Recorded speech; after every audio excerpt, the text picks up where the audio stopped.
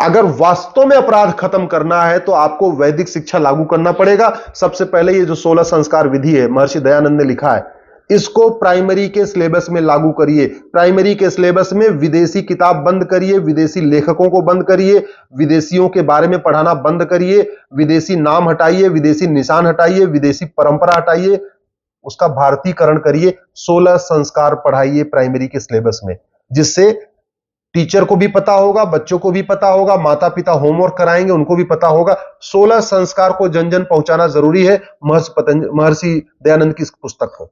दूसरा, अगर आपको अपराध खत्म करना है, महर्षि दयानंद सरस्वती ने यथा सत्यार्थ प्रकाश लिखा है, इसको प्राइमरी के सिलेबस में डालिए। सत्यार्थ प्रकाश पढ़ेगा बच्चा, उसका दिमाग ठीक होगा, मन शांत होगा।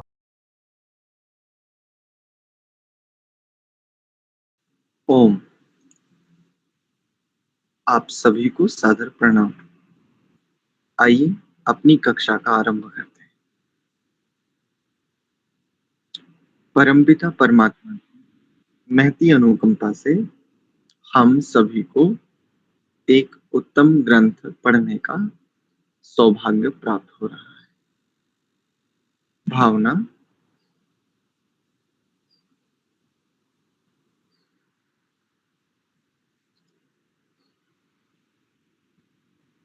सदैव सर्वत्र विशुद्ध कल्याणकारी परमात्मा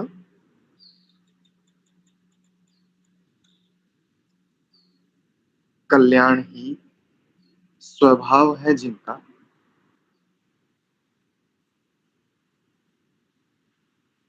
अकल्याण से, अभद्र से, अशुभ से अत्यंत पृथक शुद्ध स्वरूप परमात्मा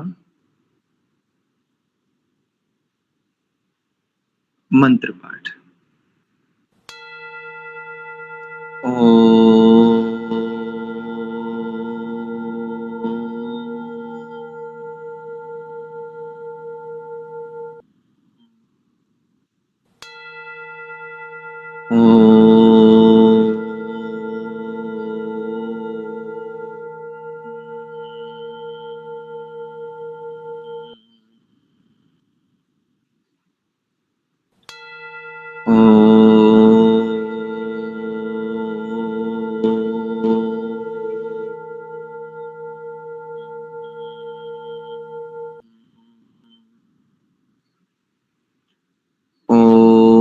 सहना भवतु सहनौ भुनक्तु सह वीर्यं करवावहै तेजस्विनावधीतमस्तु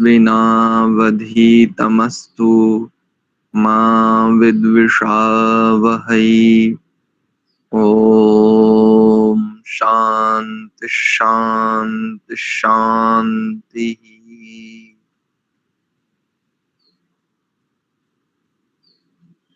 आप सभी का पुनश्च हार्दिक स्वागत एवं अभिनंदन संस्कार विधि स्वाध्याय की इस कक्षा में। आज हम शांतिकरणम इस प्रकरण का आरंभ करेंगे। बड़ी उपलब्धियों के लिए परिश्रम भी बड़ा ही चाहिए होता है। पिछले कुछ दिनों से कई लोगों का ये भी निवेदन आया, आचार्य जी सीधा संस्कार ही पढ़ा दीजिए ना। निस्संदेह पढ़ाया जा सकता है, उसमें कोई बहुत बड़ी आपत्ति नहीं है, समस्या नहीं है, किंतु पुरोहित की स्वयं की एक विशेष योग्यता होनी चाहिए। कम से कम इतना तो उसे स्वयं को बोध होना ही चाहिए कि यदि मैं स्वयं का हित करने का सामर्थ्य, विद्या रखता हूं, मुझे स्वयं के हित के लिए, स्वयं के लिए यदि मैं शुभ हूं, तो मैं दूसरों के हित के विषय में विचार कर सकता हूं। यदि स्वयं के हित का बोध न हो, यदि स्वयं के शुभ का कल्याण का बोध ही ना हो, अन्यों का क्या कल्याण होगा? क्या केवल वेद मंत्रों के उच्चारण मात्र से कल्याण हो जाता है?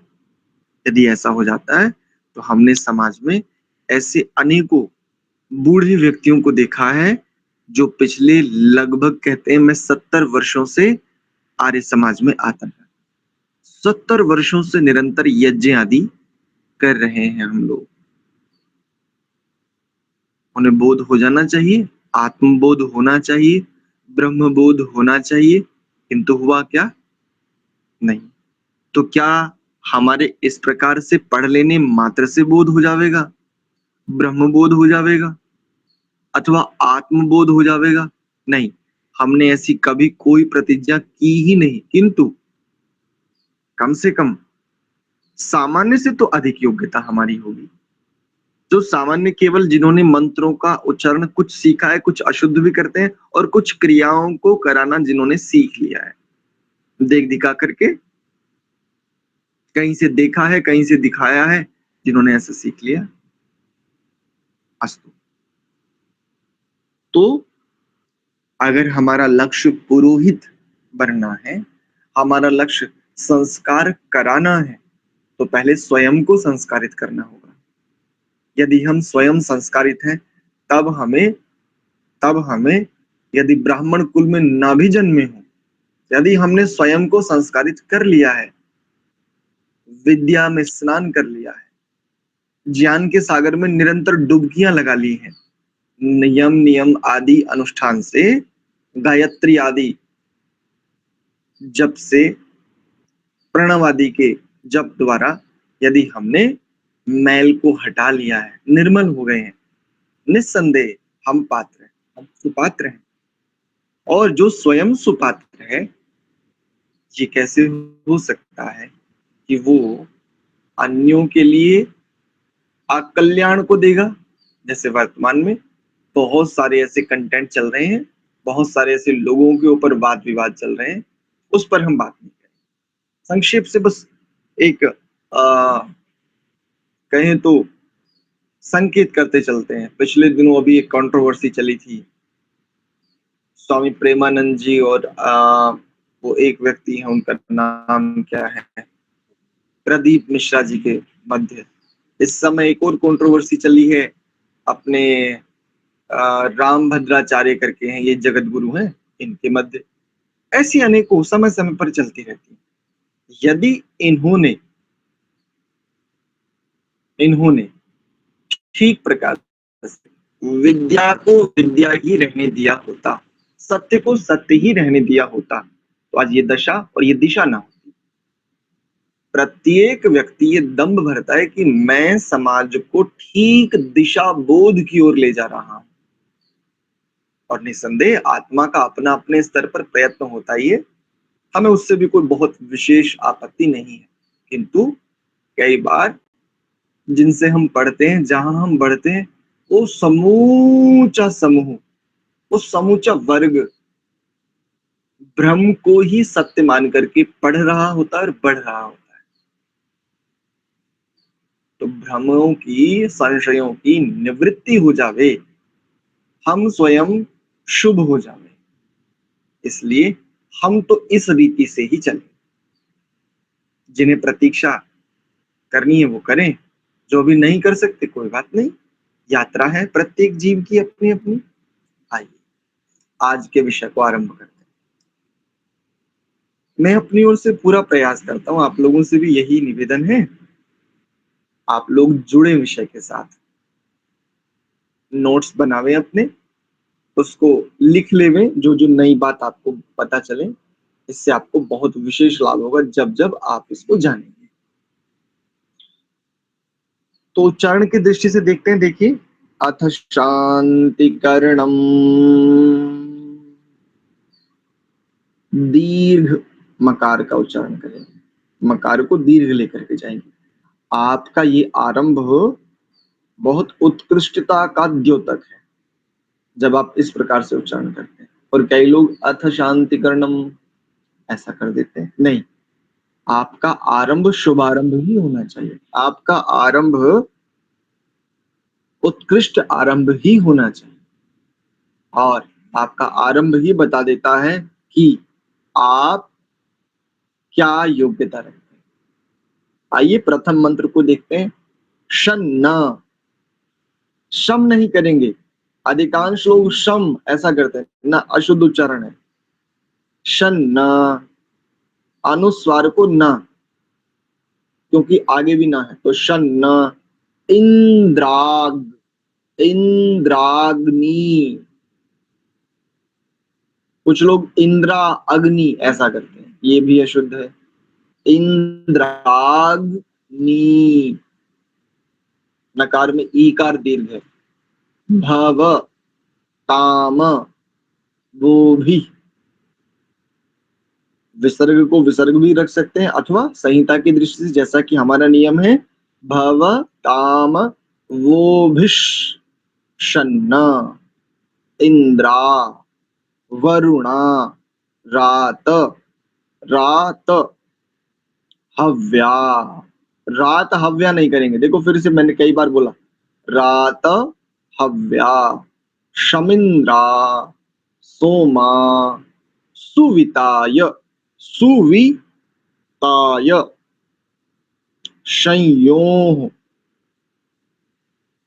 संयोः, समयोः नहीं करेंगे, यहाँ पर अनुस्वार को य, च छ ज झ य, च वर्ग का अंतिम अक्षर, संयो, विसर्ग रख सकते हैं, अथवा संयोषन्न, संयोषन्न ऐसा।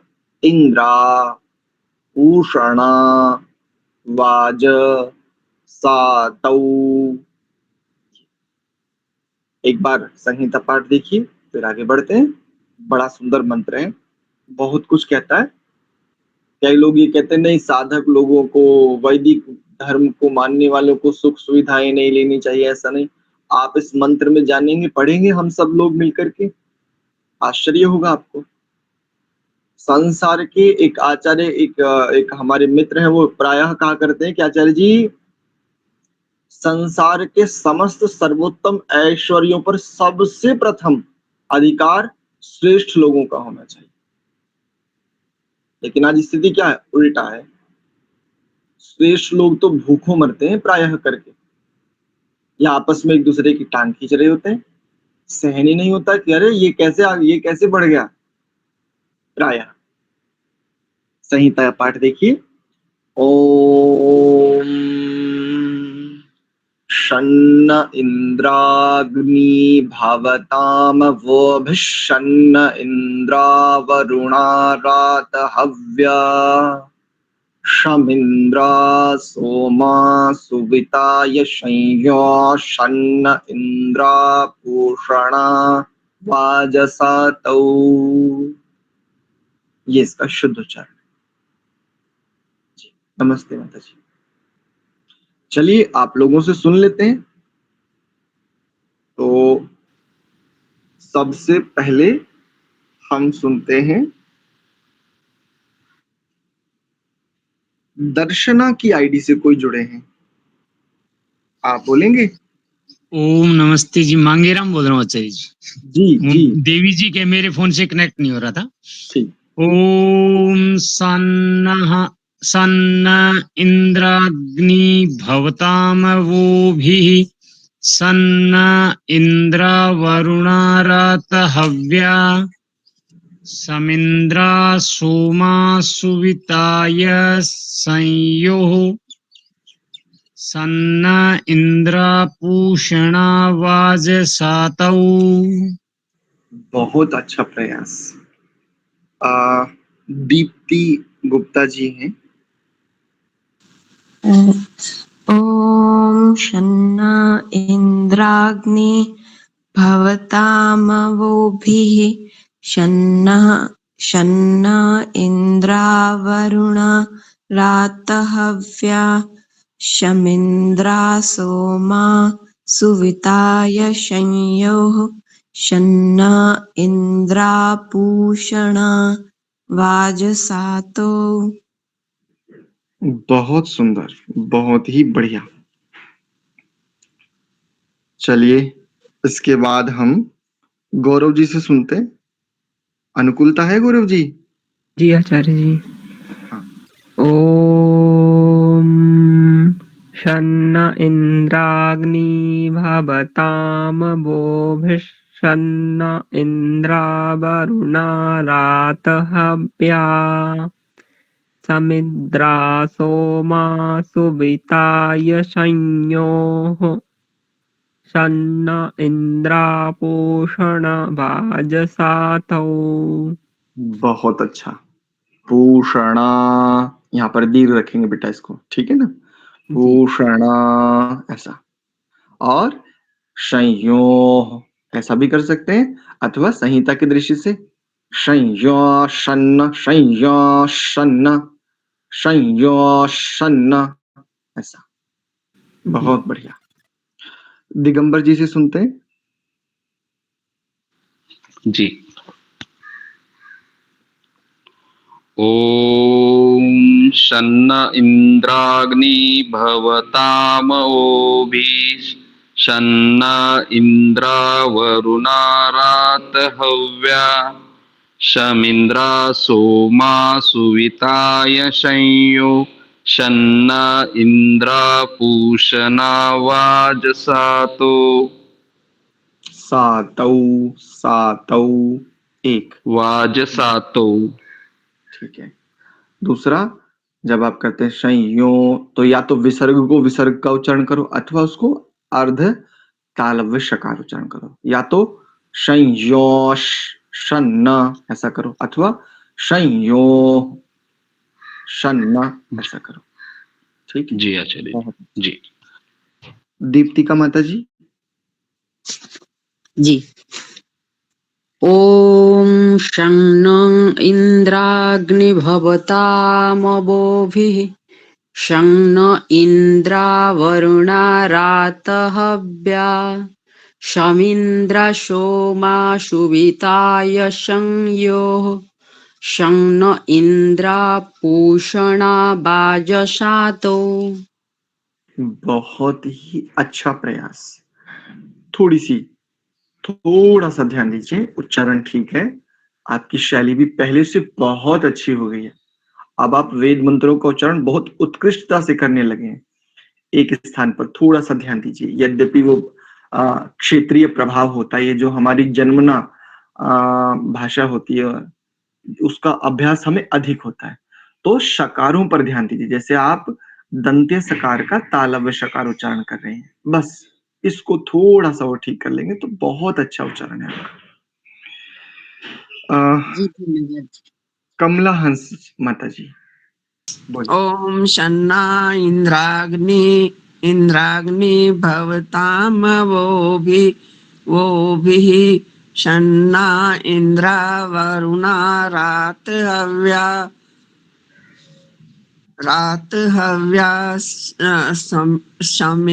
समिद्रा सोमा सुविताय संयो शन्ना इंद्रापूषणा वाजसातौ।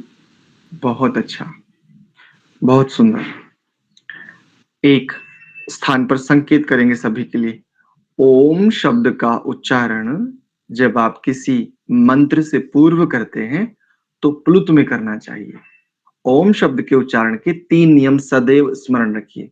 सर्वप्रथम प्लुत में उच्चारण करना चाहिए, और उसके उच्चारण में घोष और नाद दोनों का सम्मिश्रण होना चाहिए। आपको ऐसे शब्द बहुत कम मिलेंगे जो जिनमें घोष और नाद दोनों एक साथ सम्मिलित हों। और इसका ये शुद्ध कब हो रहा है, तो इसका एक लक्षण मैं आपको साझा कर देता हूं। आपका जो पूरा हृदय प्रदेश है, यहां पर आपको सबसे अधिक कंपन का अनुभव होता है, वाइब्रेशन क्रिएट होते हैं। और वो वाइब्रेशन आपके मूलाधार तक और ऊपर में देखें तो आपके सहस्रार तक, इतना अधिक वाइब्रेशन क्रिएट होना चाहिए।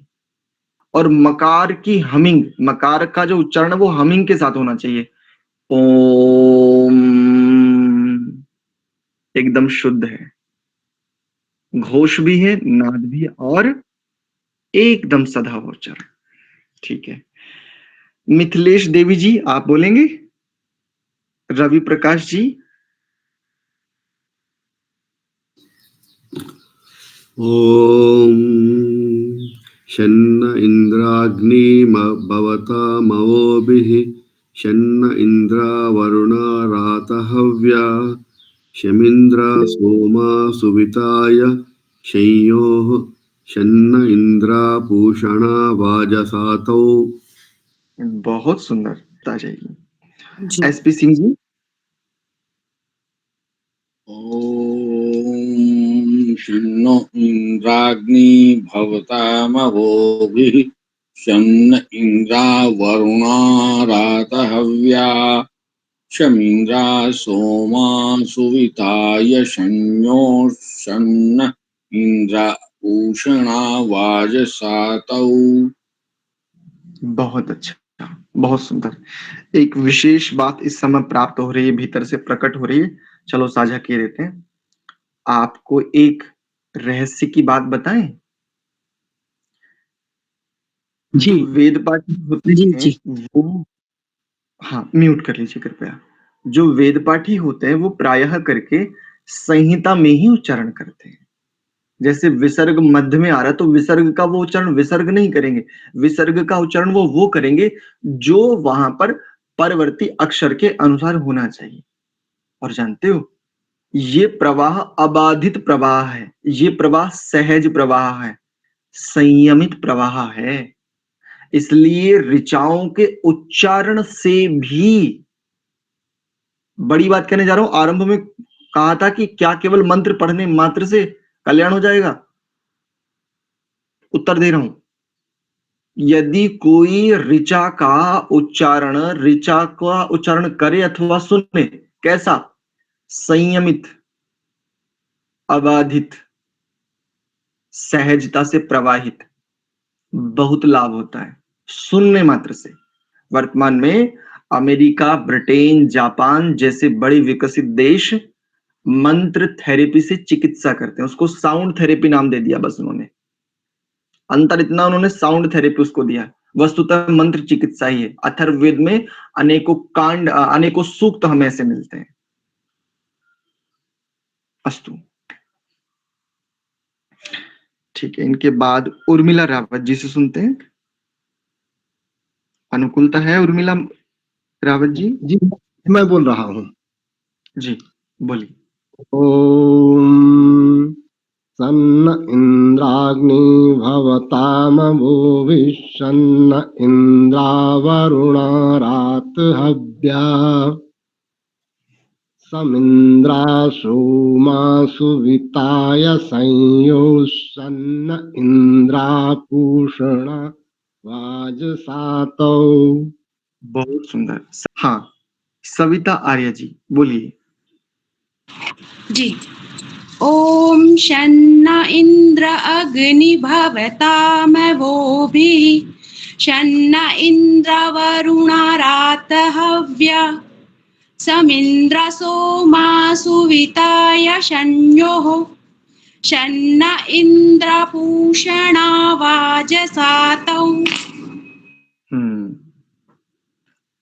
उच्चारण ठीक है, पदच्छेद पूर्वक उच्चारण नहीं है। एक दोष है, पृथक पृथक पदों का पृथक पृथक उच्चारण होना चाहिए, दीर्घ का दीर्घ होना चाहिए। जैसे आपने किया इंद्रवरुणा, इंद्रपूषण, शमिन्द्र सोमा, शमिन्द्रा सोमा सुविताय शंयो शन्न इंद्रा पूषणा।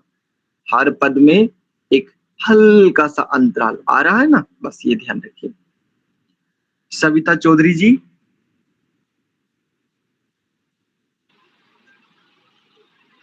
ॐ शन्न इन्द्राग्नि भवतामवोभिः शन्न इन्द्रावरुणा रातहव्या शमिन्द्रा सोमा सविताय संयो शन्न इन्द्रापूषणा वाजसातौ। बहुत अच्छा। एक स्थान पर देखो, सविताय नहीं है, वहां पर सविताय नहीं है, सुविता सुविताय, वो देखने में थोड़ा सा वो हो गया जी। कोई बात नहीं, ठीक है। तो अन्य कोई ऐसे व्यक्ति ऐसे हैं जो चाहते हैं कि मुझे भी उच्चारण करना है? वो जी, धर्मदेव जी। ओम शन्न इंद्रग्नि भवतामवो भी शन्न इंद्रा वरुणा रात हव्यया शम इंद्रा सोमा सुविताय शन्न इंद्रा पूषणा वाय सातस्तौ। बहुत अच्छा प्रयास, अच्छा है। दो शब्दों के लिए संकेत करना चाहूंगा।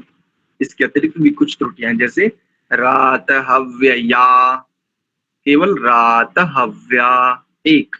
दूसरा वाजसाततौ, साततौ नहीं, वाजसातौ सहतौ, सहतौ ते तम तौ ताम तेन ताभ्यम तई रूप चलते ना, तो सहतौ यहाँ पर भी वही है, सातौ सातौ।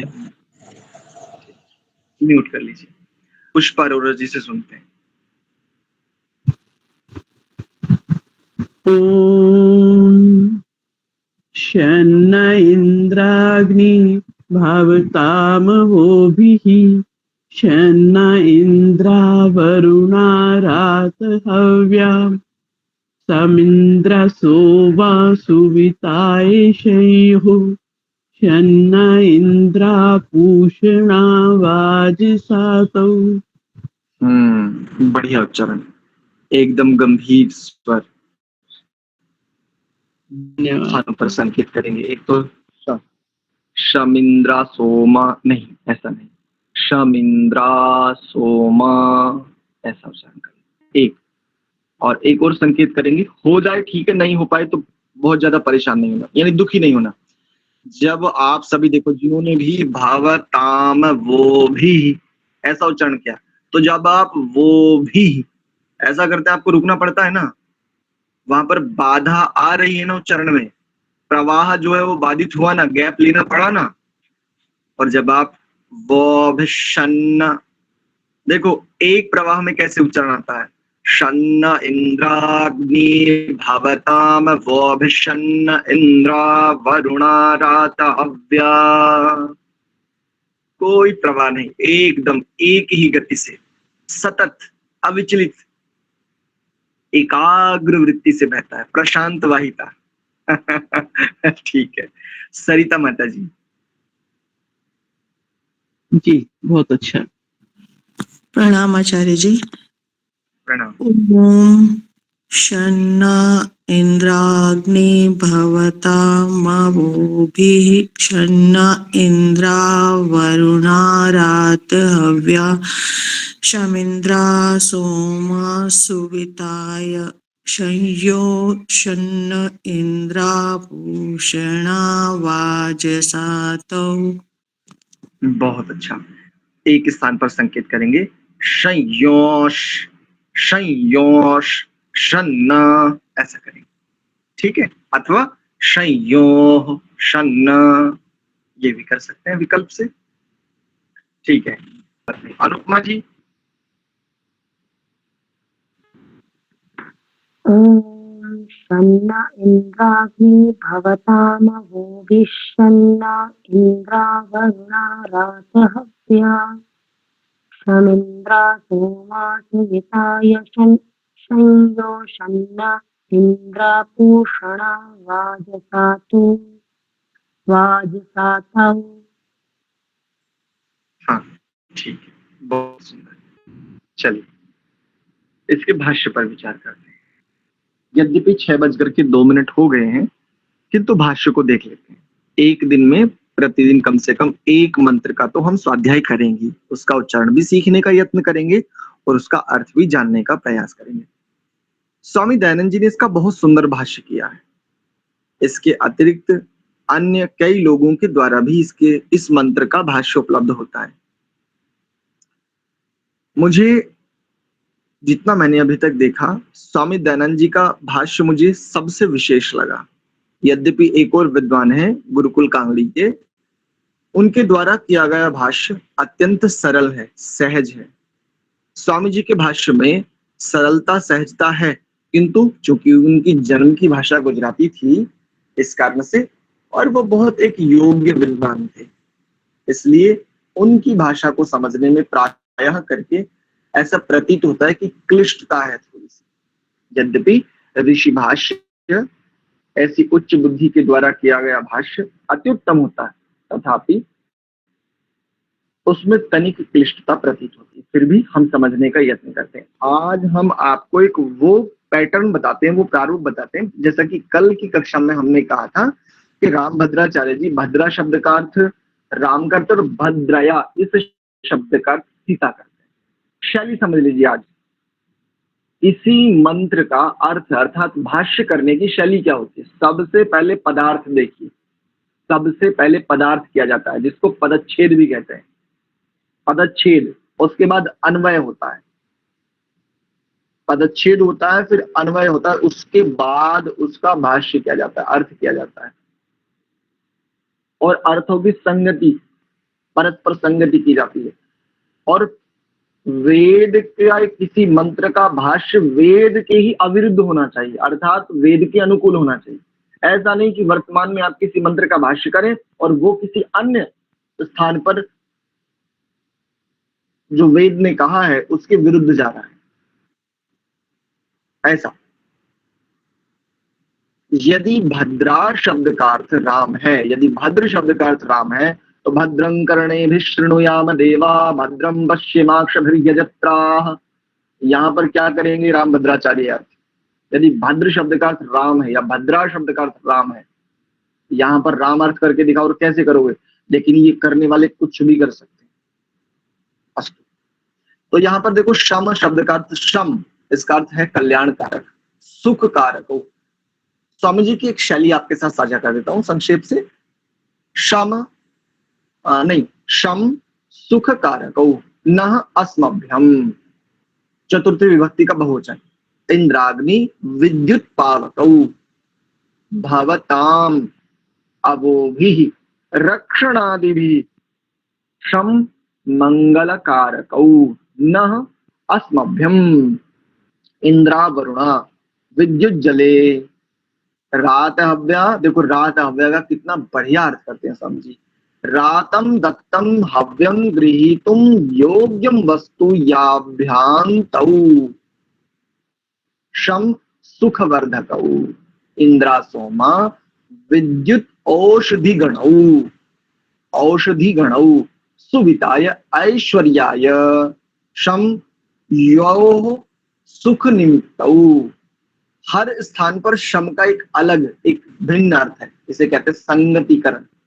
वैसे तो शम शब्द का अर्थ कल्याण होता है, लेकिन हर स्थान पर हर शब्द के साथ जहां पर भी शम का अर्थ करते हैं वहां एक विभिन्न संगतिकरण अर्थ करते हैं। और अंत में है शम आनंद प्रदौ न अस्मभ्यम इंद्रा पोषणा विद्युत वायु, ये अर्थ करते हैं।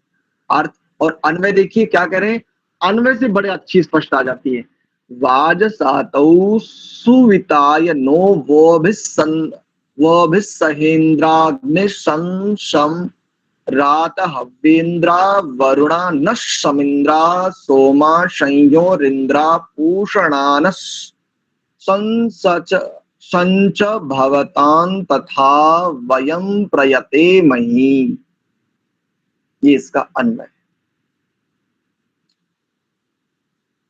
अब पदार्थ और अन्वय का भाष्य देखो क्या कहते हैं। हे जगदीश्वर वाजसातौ संग्राम में, कौन सा संग्राम? जीवन रूपी संग्राम।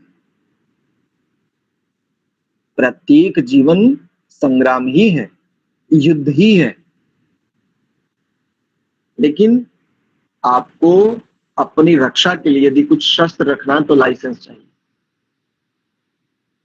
आश्चर्य की बात है, ये मेरा मौलिक अधिकार है, मैं प्राणी हूं, जैसे अन्य प्राणियों को अपनी रक्षा का स्वाभाविक नैतिक अधिकार है, उनका मौलिक अधिकार है, वैसे मुझे भी है, लेकिन अलग अलग देशों की अलग अलग व्यवस्थाएं।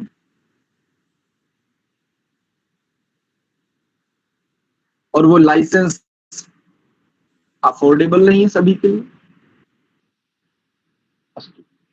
संग्राम में सुविधाय ऐश्वर्य के लिए, ऐश्वर्य प्राप्ति के लिए न हम लोगों को अब वो भी रक्षा आदि के साथ इंद्राग्नि, बिजली, जिसे इलेक्ट्रिसिटी आप कहते हो, उसको विद्युत शब्द से भी कहा जाता है, और साधारण अग्नि, इंद्र शब्द का अर्थ यहाँ पर देखो विद्युत कर रहे हैं। बाकी लोग इंद्र शब्द का अर्थ वो देवताओं का राजा और वो शराब आदि पीने वाले जिनके यहाँ अप्सरा नृत्य करती हैं, ऐसा कोई रसिक है ना, जैसे वर्तमान में ऐसे कई लोग हैं जो रसिक प्रिय हैं, ऐसा वो अर्थ करते हैं। लेकिन यहाँ पर नृत्य शास्त्र को उठा करके देखो, निघंटु को देखें, ऐसे अन्य शास्त्रों को देखें उठा करके, तो हमें स्पष्टता होती है कि वेद के शब्दों के अर्थ किस प्रकार से किए जाने चाहिए। विशेष रूप से निघंटु निरुक्त हमें इस बात की बहुत स्पष्टता संकेत करते हैं। बिजली और साधारण अग्नि, शम सुख करने वाले, शम मंगल करने वाले, रात हव्या दिए हैं ग्रहण करने योग्य वस्तुओं को जिन्होंने, ऐसे इंद्रा वरुणा, बिजली और जल न हम लोगों के लिए शम सुख करने वाले, इंद्रा सोमा विद्युत और औषधि गण, समस्त औषधियां कैसे हो, शम सुख कारक, यो सुख के निमित्त,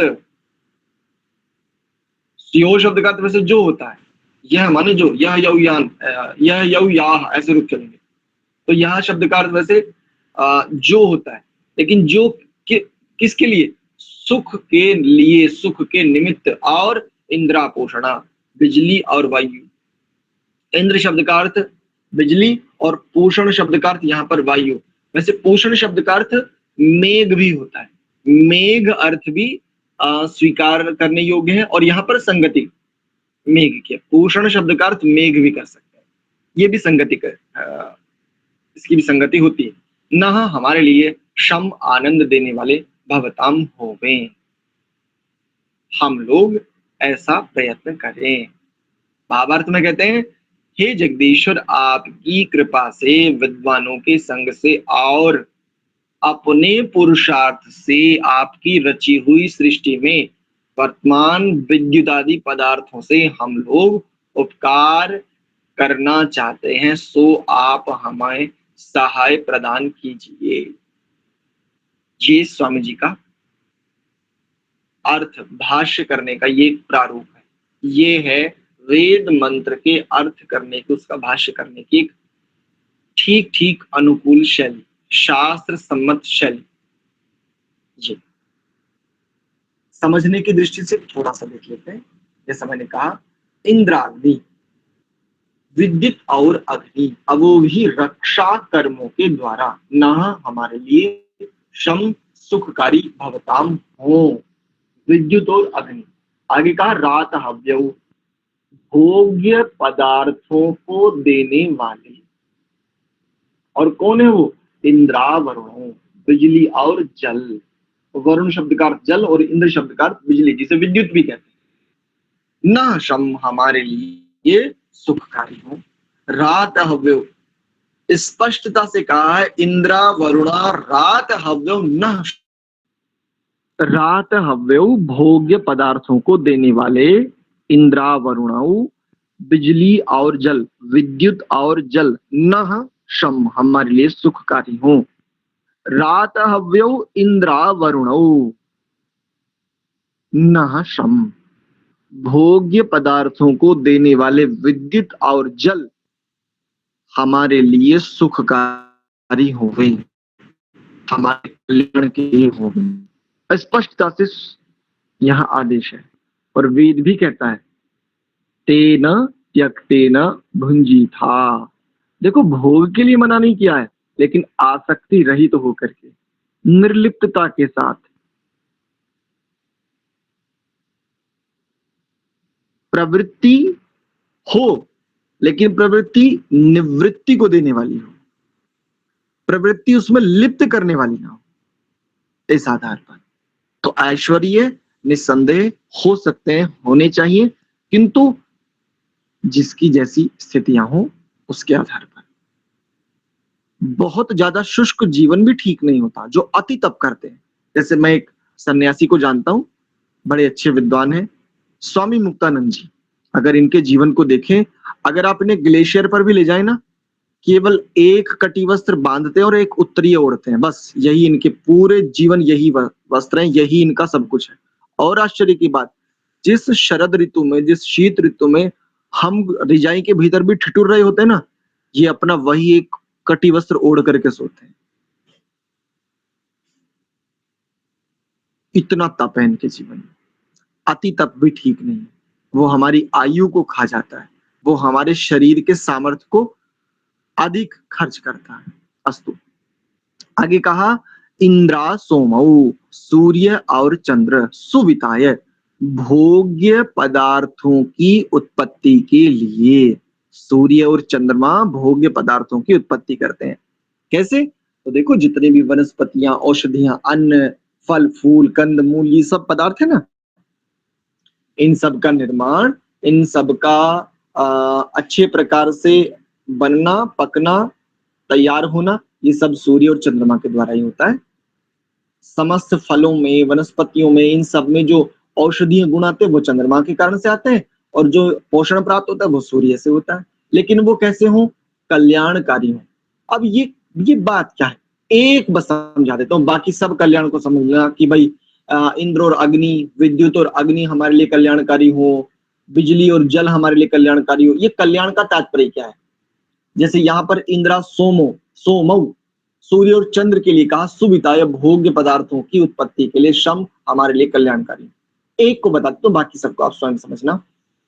सूर्य और चंद्रमा जो भी उत्पन्न करते हैं भोग्य पदार्थों को, या जिनके सहायता से, जिनसे भोजन, प्रकाश आदि लेकर के जो पदार्थ उत्पन्न होते हैं और पोषण को प्राप्त, परिपक्व होते हैं,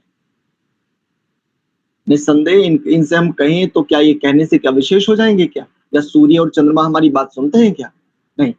हम पृथ्वी पर ऐसा वातावरण रखें, हम पृथ्वी का इस प्रकार से रक्षा करते हुए आगे बढ़े, ताकि पृथ्वी पर उगने वाले पेड़ पौधे, वनस्पतियां, औषधियां, फल फूल, कंद मूल, ये सब पदार्थ ठीक ठीक पोषण को प्राप्त हो, विकृत ना हो जाए।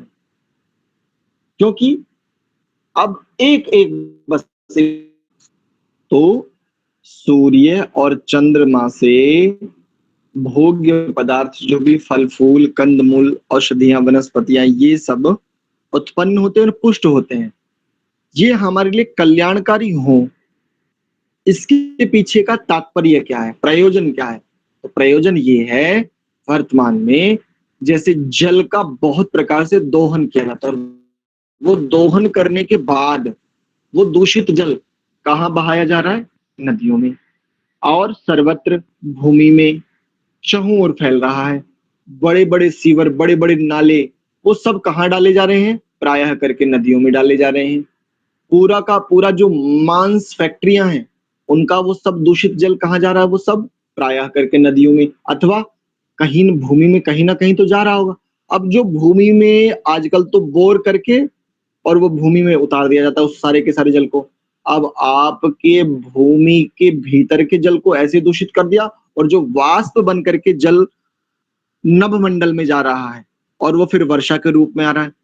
अब ये बताओ, सूर्य और चंद्रमा से पोषण को प्राप्त होते हुए भी क्या ये वनस्पतियां आदि पदार्थ जो उत्पन्न हुए हैं, जो परिपक्व हो गए, क्या हमारे लिए ये कल्याणकारी हो सकते हैं?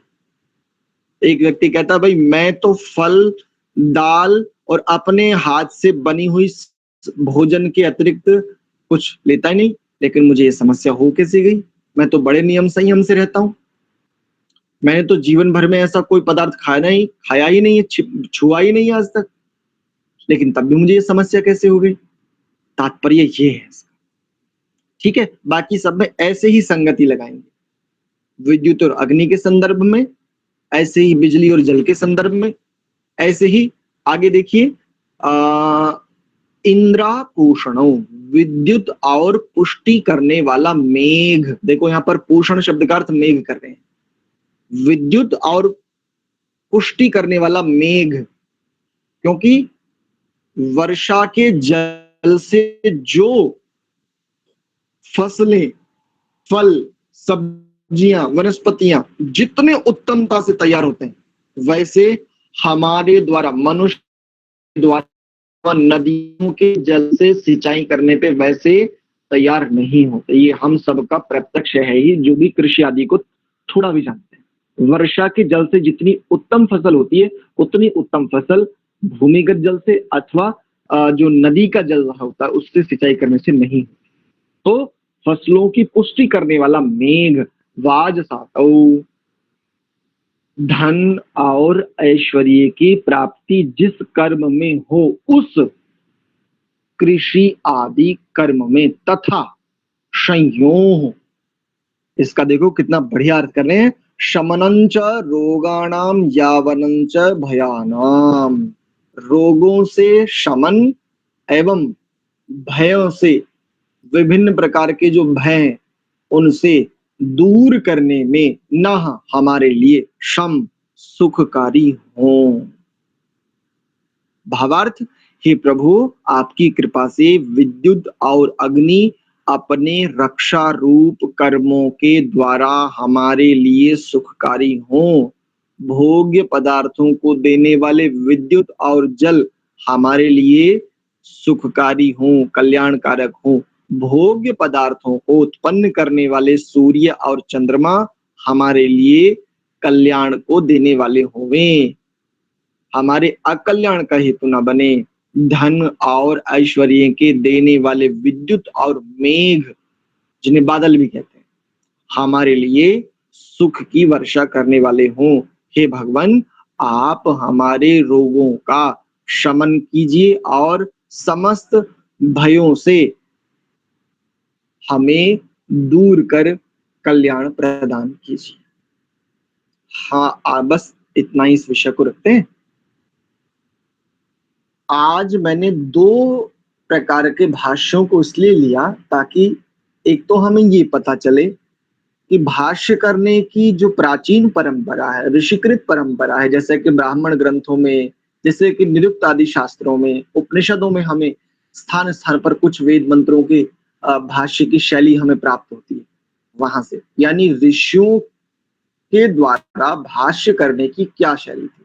स्वामी दयानंद जी ने ऋषियों की शैली का ही अनुसरण किया, उसी का अनुकरण किया। वर्तमान में लगभग बहुत विद्वानों ने भी इसी बात का अनुकरण किया, लेकिन उसके बाद स्वच्छंदता आती चली गई और मनमाने ढंग से अर्थ किए जाने लगे, अपने वैदिक धर्म को मानने वाले लोगों में भी, लोगों के द्वारा भी, विद्वानों के द्वारा भी। अगर मैं और इससे आगे बढ़कर के स्पष्ट कहूं तो आर्य समाज के विद्वानों के द्वारा भी मनमाने ढंग से अर्थ किए जाने लगे, ऐसा। और जब ऐसे ही जो अन्य परंपराओं के, जो अन्य परंपराओं के लोग हैं, वो तो ना जाने क्या क्या करते हैं।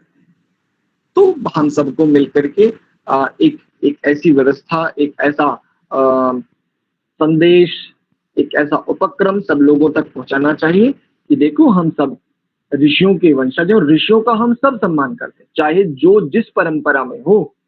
अपनी सनातन परंपरा की बात कर रहा हूं, चाहे जो जिस परंपरा में हो, वो सब कहेंगे हाँ, ऋषियों को तो हम भी स्वीकार करते हैं, ऋषियों का तो हम हृदय से सम्मान करते हैं। तो भाई, ऋषियों का सम्मान करते हो तो ऋषियों की बात को समझ तो लो, जानने के प्रयास तो करो, एक बार ऋषियों को जानो। हम बिल्कुल नहीं कहते कि आप मानो, लेकिन ऋषियों को एक बार जान लो, उनकी शैली को समझ लो। उसके बाद जो आपके आचार्य, गुरु, मार्गदर्शक जो भी हैं, फिर आप जो आपको ठीक लगे वो आप कर सकते हो। ये हमारी ओर से होना चाहिए। वेद के प्रति वो सब श्रद्धा रखते हैं, किंतु भाई देखो, वेद के संदर्भ में बस एक बात कह करके विराम देता हूं। वेद का काल निर्धारित किया जाता है। रामायण से पहले था, महाभारत के बाद था, ईसा से 1000 वर्ष पूर्व था, नहीं 650 वर्ष पूर्व था। मोक्ष मुल्लर साहब कहते नहीं, वेद का काल है लगभग 5-6 हजार वर्ष पूर्व, कोई 10,000 वर्ष बताता है। ऐसी ना जाने, जिसे कहते बेपैंदी का लोटा, जिसके जिसके ना सिर है ना पैर है, अर्थात अप्रामाणिक, कुतर्क, तर्कहीन बात। वेद का कोई समय होता है क्या? सर्वम ज्ञानमयो ही सह, भगवान मनु कितना सुंदर कहते हैं। वेद कैसा कैसा है? सर्वम ज्ञानमयो ही सह, वो सर्व समस्त वेद ज्ञानमय है।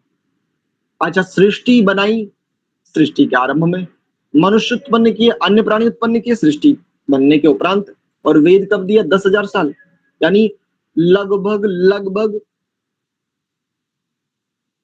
2 अरब वर्षों के बाद वेद ज्ञान दे रहा है। ये तो ऐसे हो गया कि प्रोडक्ट पहले लॉन्च कर दिया, और प्रोडक्ट की जो बुकलेट होती है, उसकी जो दिग्दर्शिका होती है, जिसको विवरण पुस्तिका भी कहते हैं, वो मान लेते हैं हम गौरव की बात करते हैं। गौरव ने एक खोज की, एक ऐसा यंत्र बनाया जो जीवन को बहुत सहज बना सकता है। अब वो यंत्र लॉन्च कर दिया इन्होंने, लेकिन उसकी जो मार्गदर्शिका है, जो उसकी विवरण पुस्तिका है, वो उन्होंने कहा कि मैं वो विवरण पुस्तिका, वो बुकलेट लॉन्च करूंगा आज से कम 50 वर्षों के बाद। आकर के सबसे पहले मैं ही पीटूंगा गौरव को। अरे भले आदमी, प्रोडक्ट तू अब लॉन्च कर रहा है और विवरण पुस्तिका कह रहे हो कि मैं 50 वर्षों के बाद करूंगा, तो उसको यूज कैसे करना है, उसका कोई साइड इफेक्ट है, उसके साथ कोई सावधानी रखनी है, उसका वो यूजलेस है, वो यूजफुल है, कैसे पता चलेगा? क्या सावधानी रखनी है, किस टेम्परेचर में रखना है, उसके साथ क्या क्या व्यवहार करना है, आरंभ क्या है, उसका बेसिक फीचर्स क्या है, कुछ तो बताओ। तो सामान्य बुद्धि वाला भी यदि कोई प्रोडक्ट लॉन्च करता, ठीक उसी के साथ में उसकी बुकलेट, विवरण पुस्तिका, मार्गदर्शिका, रूल्स एंड रेगुलेशंस ठीक उसी के साथ लॉन्च करते हैं। ये कैसे संभव है? सर्वज्ञ भगवान परम पिता परमात्मा सृष्टि बनाए, ये वाली सृष्टि लगभग 2 अरब वर्ष पूर्व, मनुष्य और अन्य प्राणी भी लॉन्च किए बिल्कुल उसी समय, सृष्टि बनने के उपरांत, और ज्ञान दे लगभग 2.25 अरब वर्षों के बाद, उससे भी कहीं अधिक, क्योंकि अगर मैक्सिमम 10,000 वर्ष पूर्व मान लें, ये तो बड़ा अन्याय है, और परमात्मा को न्यायकारी मान।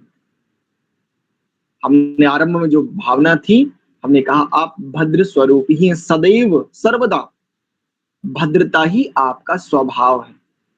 और स्वभाव यानी गुण और गुणी, ये दोनों बिल्कुल एक दूसरे के आश्रय से रहते हैं। गुणी गुण के और गुण गुणी के।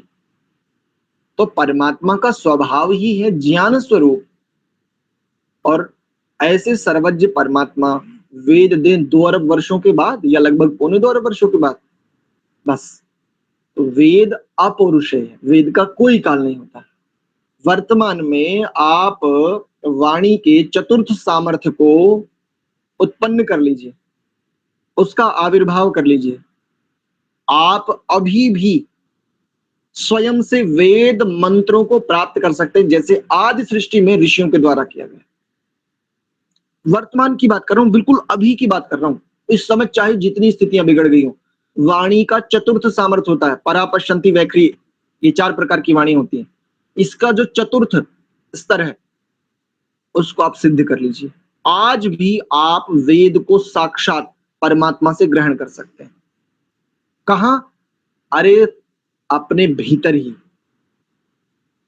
हृदय प्रदेश में, जहां पर आत्मा वसता है, मुख्य रूप से जो उसका निवास स्थान है, अर्थात स्वयं में स्थित हो जाने पर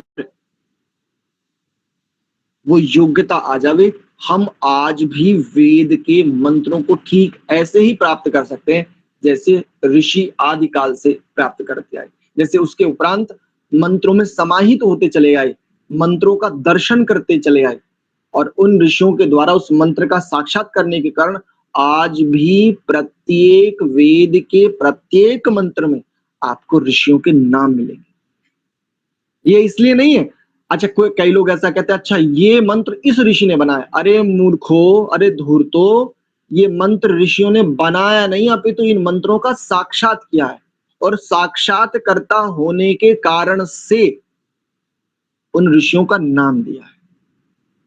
इतनी सी सामान्य बेसिक बात भी बड़े बड़े जगत गुरुओं को भी स्पष्ट नहीं, तो वेद का काल निर्धारित करते हैं। इससे ज्यादा दुर्भाग्य कुछ हो ही नहीं सकता। अस्तु, आज का विषय इतना ही रखते हैं। परमात्मा के लिए बहुत सारा धन्यवाद, आप लोगों के लिए भी बहुत सारा धन्यवाद। हम सब मिलकर के अपनी ओर से पूरा प्रयास कर रहे हैं कि हम ठीक ठीक सत्य को जान सकें और हम अपने लिए कल्याणकारी हो जाएं। जो अपना पुरोहित हो गया ना, उसे दूसरों का पुरोहित होने के लिए कोई अन्य परिश्रम करने की आवश्यकता ना हो। हम स्वयं के लिए पुरोहित हो जाएं। स्वयं का पूरा हित करने का सामर्थ्य यदि मैंने सिद्ध कर लिया, अन्यों के लिए तो मैं निश्चित पुरोहित ही हूं स्वाभाविक रूप से, फिर मेरा पुरोहित स्वभाव ही हो जाएगा। परमात्मा के लिए पुनः हृदय में कृतज्ञता, जिनकी कृपा से हमें बहुत सुंदर पथ निरंतर दिख रहा है, प्राप्त हो रहा है, उस पर चलने का हम यथा योग्य प्रयत्न कर रहे हैं। उनके लिए पुनश्च बहुत बहुत धन्यवाद। प्रणव का उच्चारण और कक्षा को विराम।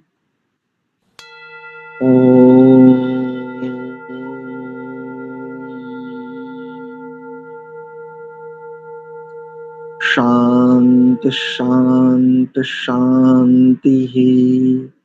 आप सभी को बहुत बहुत धन्यवाद। सादर प्रणाम।